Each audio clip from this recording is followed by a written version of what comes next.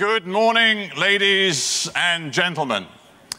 I'm Stephen Sacker, and it is my honour to welcome you all to WTM's World Responsible Tourism Day, and it's wonderful to see so many people here. This, of course, is sponsored, I'm proud to say, by BBC World News in association with the UN's World Tourism Organization. For those of you who don't know me, and goodness knows if you've been coming to WTM for a few years, you probably do, I'm Stephen Sacker, the presenter of the Hard Talk programme on BBC World News. In fact, somebody was saying just a moment ago, Stephen, I saw you just a few hours ago grilling the former president of Pakistan, Pervez Musharraf. How the hell do you do that and then come here? Well, it's actually not a secret, it's recorded. I did that yesterday and here I am today. I've still got Pakistani politics rolling around in my head, but now I'm fully focused on what is a very important day for me. This is the 5th World Responsible Tourism Day, and I know that, and I'm sure about it, because I've been present at all 5 of them. Seems to me this is a very important part of every world travel market now. The event gets bigger and better every year, and I know some of you are here in a state of some excitement because you have been nominated for one of the World Responsible Tourism Awards this year. Believe me, that event is going to happen very soon. We've got 14 awards this year. We're very proud of all the nominees, and that will unfold in the next hour or so. But this day is very important, not just for people in this room, nor indeed just for people at WTM this year, but we believe it's important for the entire industry because we raise issues that really do lie at the heart of the debate about what tourism does to communities and to environments around the world, how it can be made better for both peoples and environments around the world. Later this morning, after the opening ceremony, I promise you I'm going to have a very interesting hard talk style chat with a journalist and writer who's written an extraordinarily interesting and in many ways provocative book about the themes that underpin World Responsible Tourism Day. But before we get to all of that, it's my honour to open up proceedings by welcoming to the stage the chairman of World Travel Market, Fiona Jeffrey. Fiona.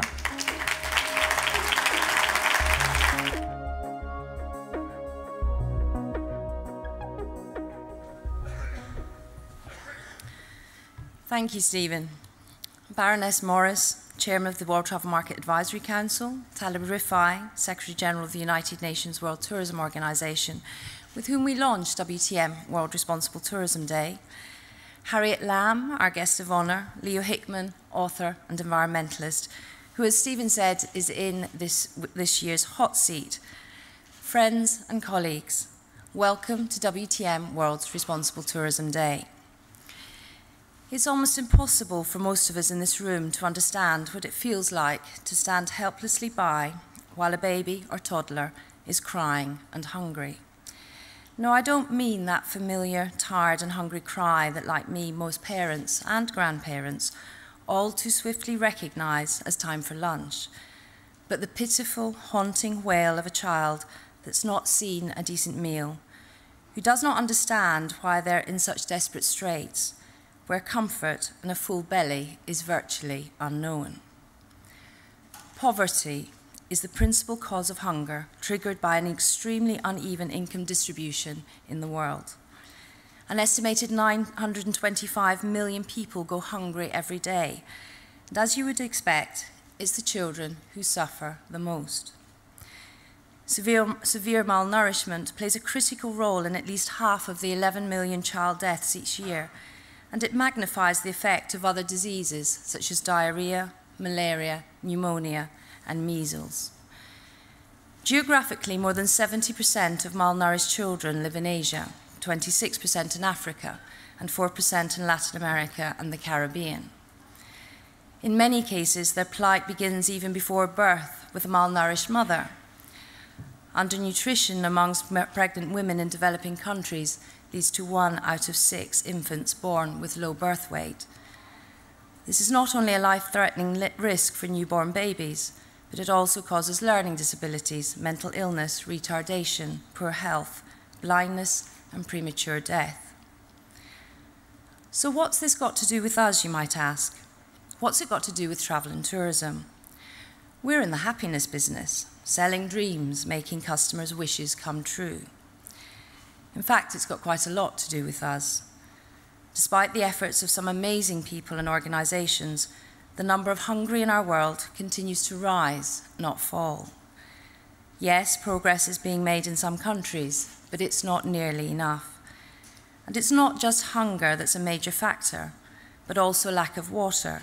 And as the founder of the industry's international water aid charity, Just a Drop, I know firsthand the devastating impact the lack of clean water can have on a family. Again, it's the children who suffer most. Their immune systems simply unable to cope with filthy, polluted water that's the only thing available for them to drink.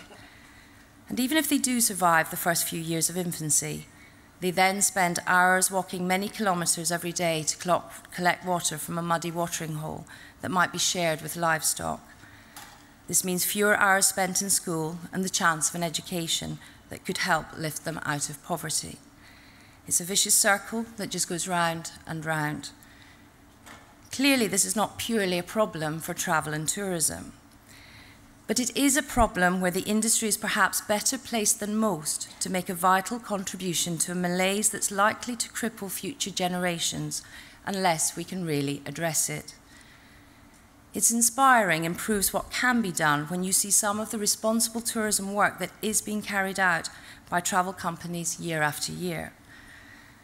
Take the luxury Guludo Beach Lodge in Mozambique, which set up the NEMA Foundation for nearby communities, with the aim of providing better health, clean water, education, enterprise, and more jobs, but always with the environment firmly at the heart of everything that they do. Through its charitable foundation, Guludo has had an undeniably positive impact on the immediate community, working towards major improvements in child's health care and conditions for schooling. Thankfully, there are many Guludos in the world, quietly working away in their own regions, making a difference to communities while at the same time providing quality, value-for-money holidays. Most get little recognition. In fact, they positively fight recognition.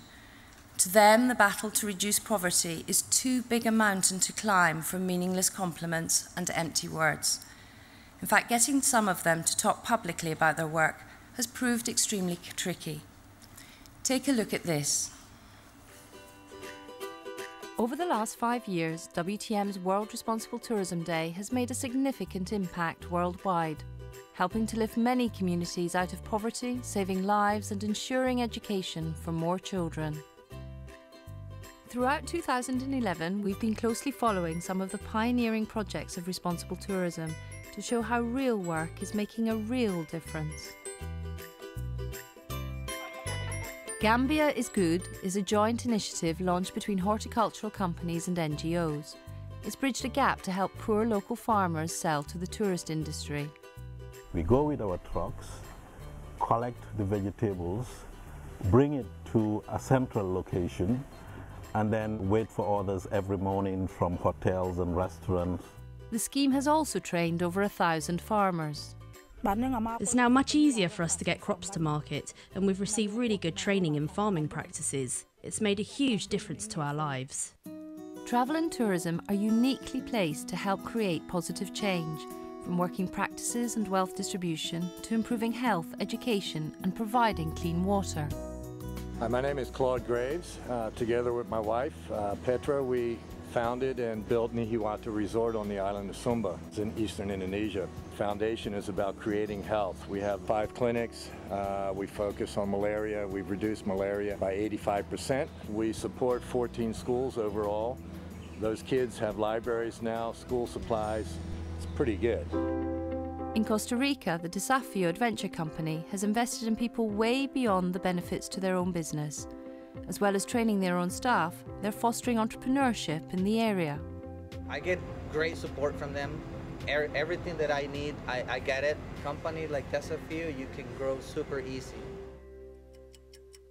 A child dies every 20 seconds because of dirty, polluted water.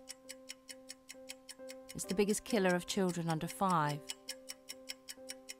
In a remote area bordering the Samburu Nature Reserve of northwest Kenya, A 3-year drought has taken its toll, with children as young as 6 forced to risk their lives to get water from the river. We have seen a lot of cases, including in this school, of children being eaten by crocodiles.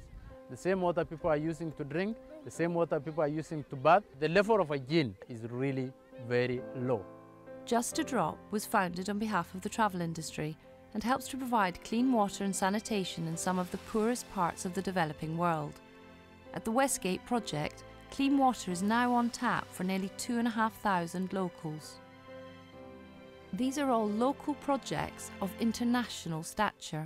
We have put in £800,000 directly into the hands of Gambian farmers since we started. As a small company like the one I have, to me it's huge.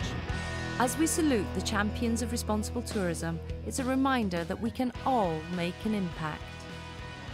Basically what we're trying to do is set the foundation so that the people can find their own way out of poverty.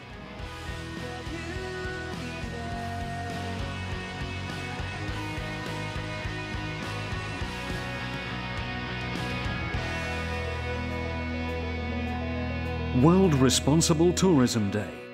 What will you commit to?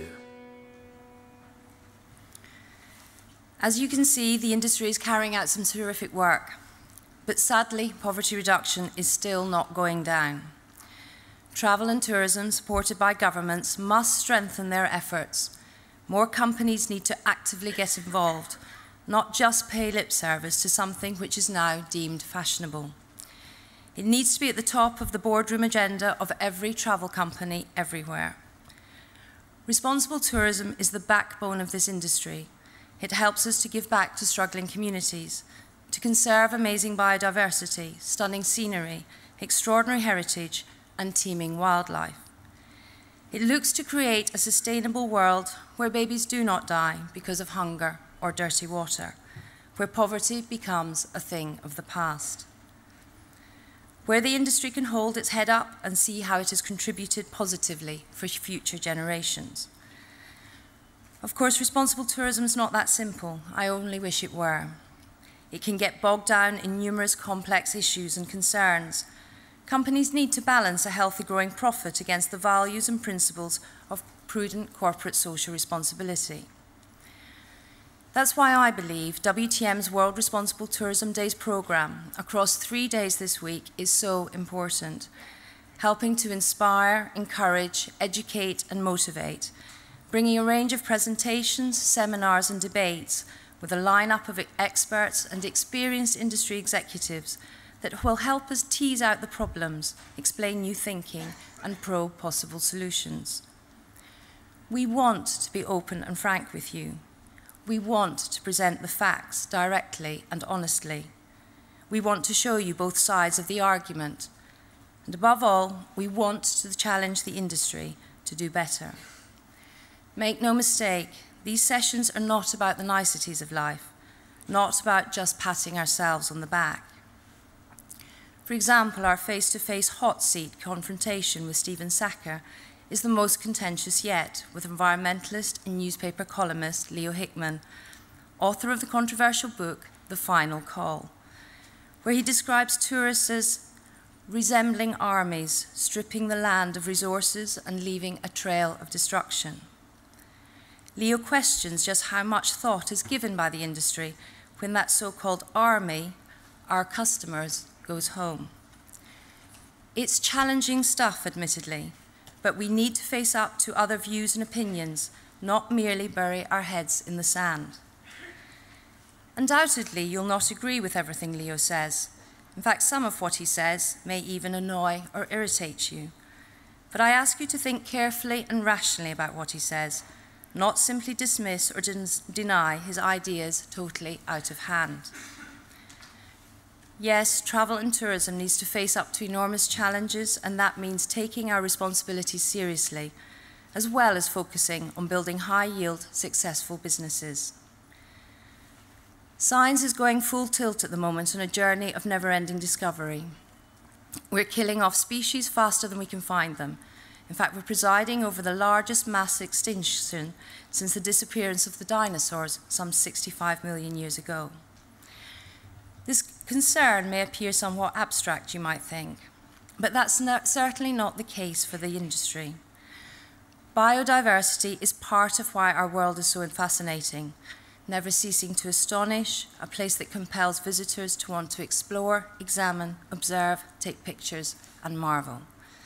It's part of our product offering, and we cannot stand by and allow this devastating extinction to take place. I began this speech by talking about poverty reduction and the need for even greater input from the industry, ideals that we share with our guest of honour and official opener of WTM World Responsible Tourism Day, Harriet Lamb, Executive Director of the Fairtrade Foundation, which has dramatically transformed shopping habits and already improved the lives of millions across the globe. Since taking over the helm of the Fairtrade Foundation 10 years ago, Harriet has overseen a period of incredible growth, with estimated Fairtrade sales of more than £1 billion and more than 7,000 retail and catering products carrying the Fairtrade mark.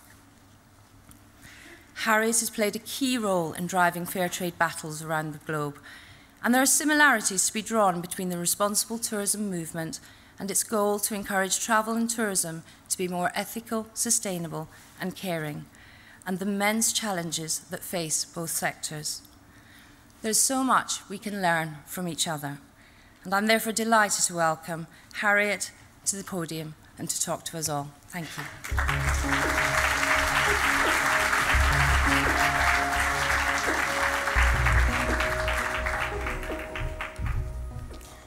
Good morning, everybody.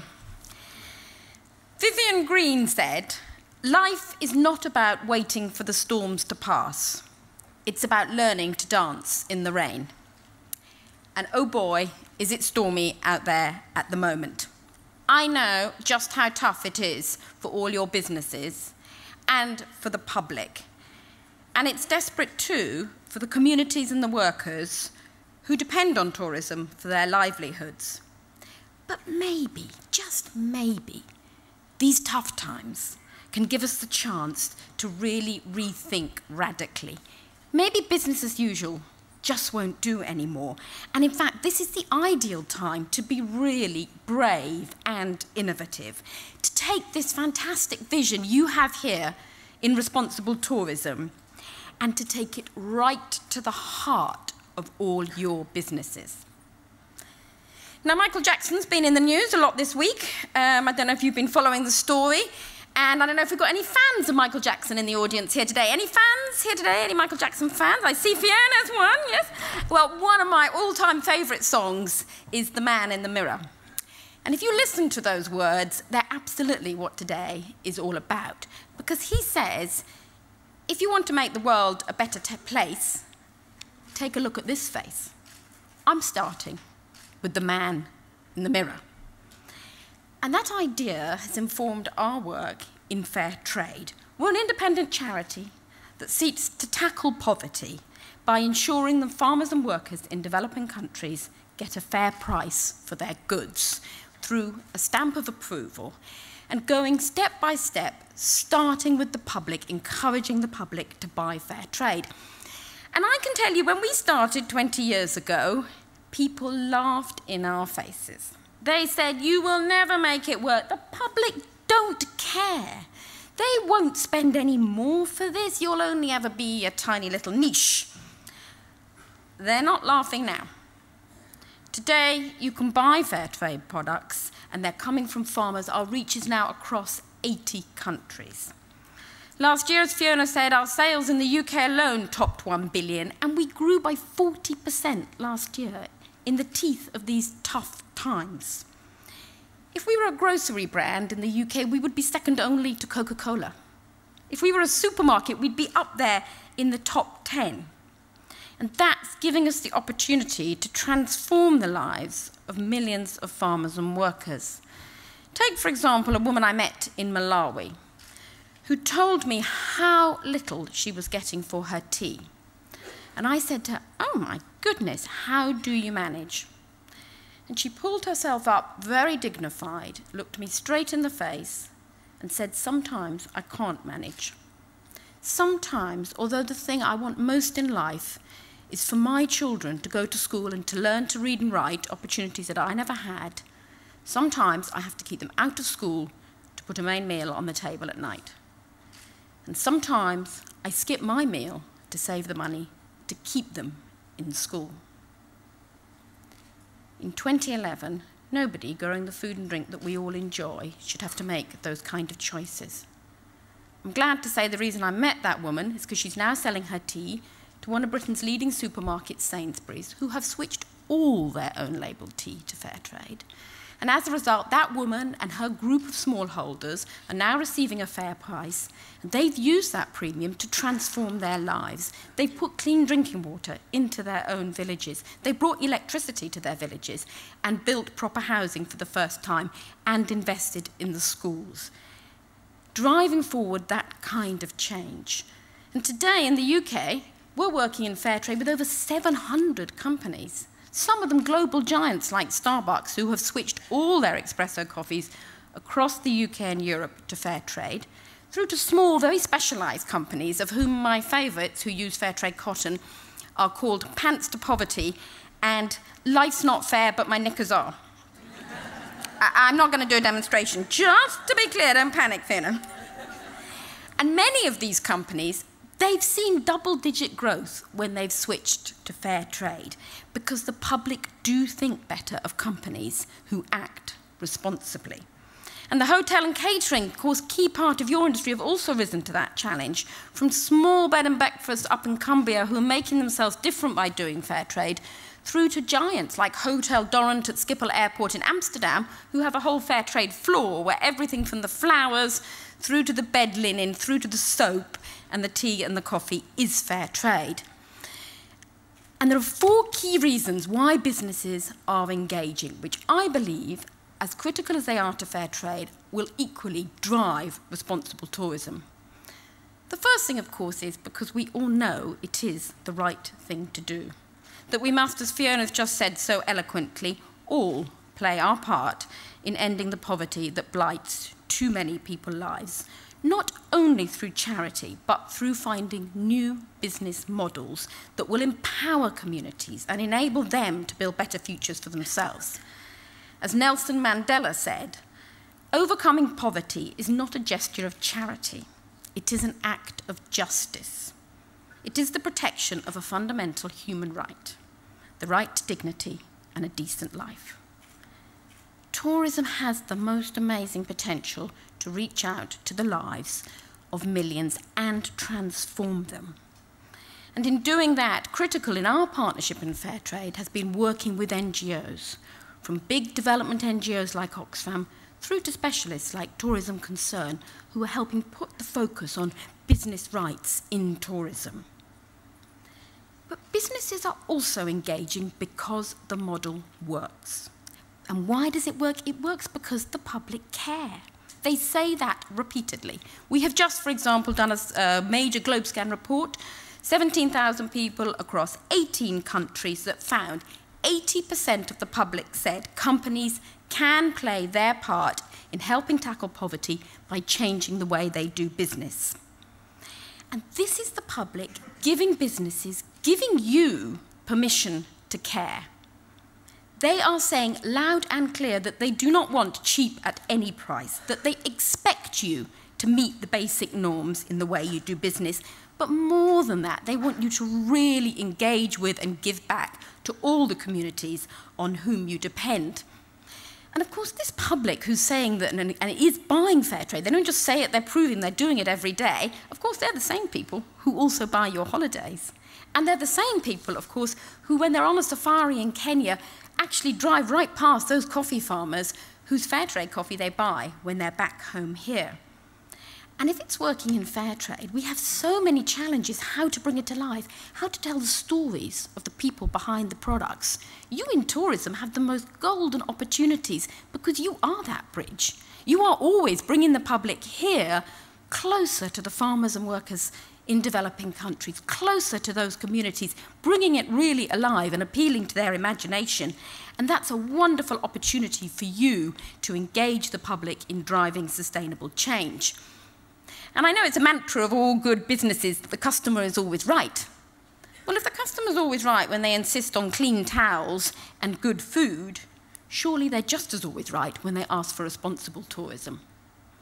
It may not always be top of their agenda all the time, but the clever companies are the ones who are one step ahead of the public, who are offering them new opportunities ahead of the minute, the chance to have that holiday of a lifetime while also empowering and transforming the communities whom you are visiting.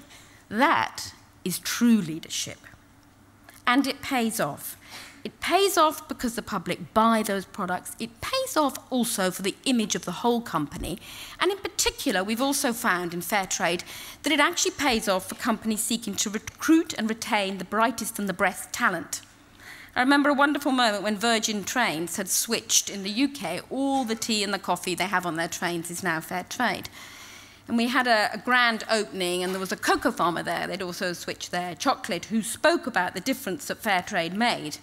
And at the end of it, a very senior man, senior in his age, who had driven through this change within Virgin, came up to me, and I promise you, wiping away the tears from his eyes, he said, "This is my proudest day at work, because I've contributed not just to the bottom line, but also to changing the lives of other people, and how meaningful is that?" And finally, companies are investing in fair trade because they know that is the only way to build a long-term sustainable future for their industries. I went a few years ago with the chief executive of Cadbury's, one of Britain's leading chocolate bars, and we went to visit the cocoa farmers in Ghana on whom they depend. And all the time we were talking, Benjamin Atiemo, as the cocoa farmer, was drying his cocoa beans on the beds in the middle of the village. And he was looking down at his beans all the time. Well, he explained his problem was that his sons were drifting into the towns, that they didn't want to grow cocoa anymore because they couldn't see a future in it because the pay was so little. And Cadbury's were completely shocked. As they said, no beans, no bars. If we don't invest back in the communities on whom our industry depends, our industry won't be here in the future. And driving that kind of sustainable change must be at the heart of any business logic, helping to build the economic underpinnings of peace, to tackle the poverty that blights too many lives. I don't need to tell you about how poverty and the conflict that it breeds can undermine all that you're seeking to do in tourism. And so seeking to tackle that by building empowered communities, giving them that architecture of hope, must be the right business decision to make. You here today, you are the leaders in your industry.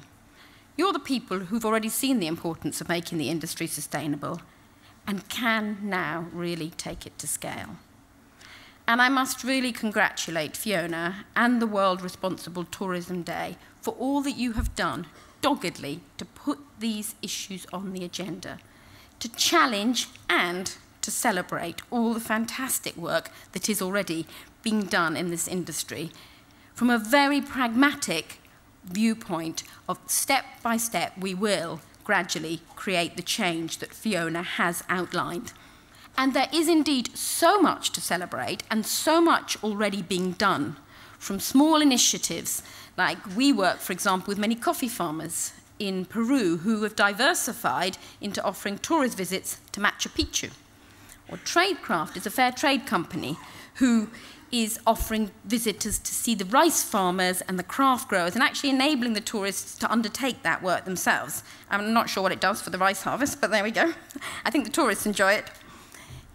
Through to major schemes and major new initiatives. And it's really fantastic that you'll be celebrating so much of that with the Virgin Holidays Responsible Tourism Awards. And there's also two exciting initiatives. I'm delighted to say that thanks to the London Organising Committee, all the tea and the coffee, the sugar, the bananas, and most of the chocolate at the London Olympics will be fair trade, because they outlined a vision for the future about building a lasting legacy.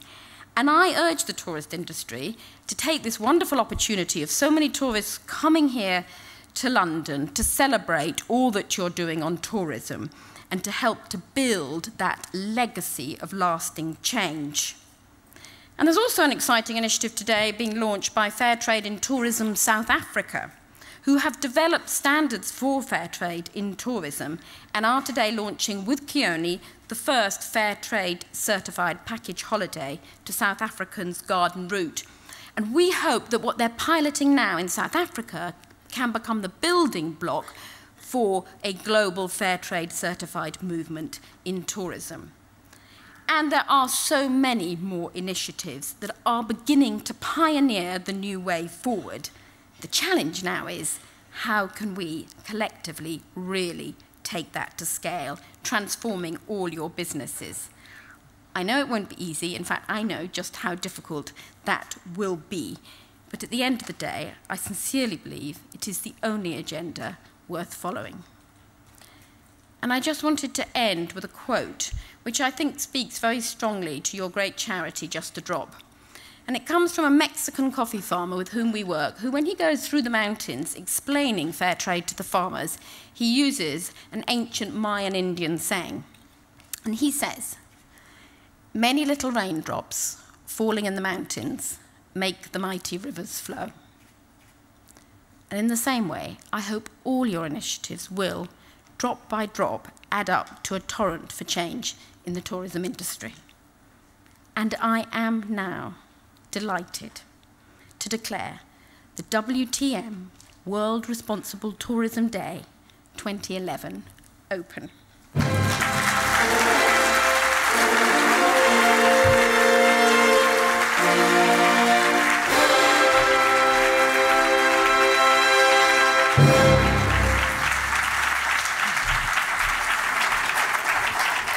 Ladies and gentlemen, wasn't that fantastic? Harriet, thank you very much indeed. It just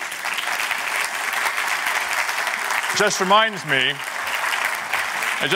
I had Harriet in the Hard Talk studio not so many months ago. And of course, she gave me pretty short shrift, as you can imagine. But it just struck me at the time, and it still strikes me today, that if only some of our political leaders had the drive and the commitment, the enthusiasm and the values that Harriet has, then maybe the world wouldn't be working quite the way it's working today. But it was fabulous to hear her.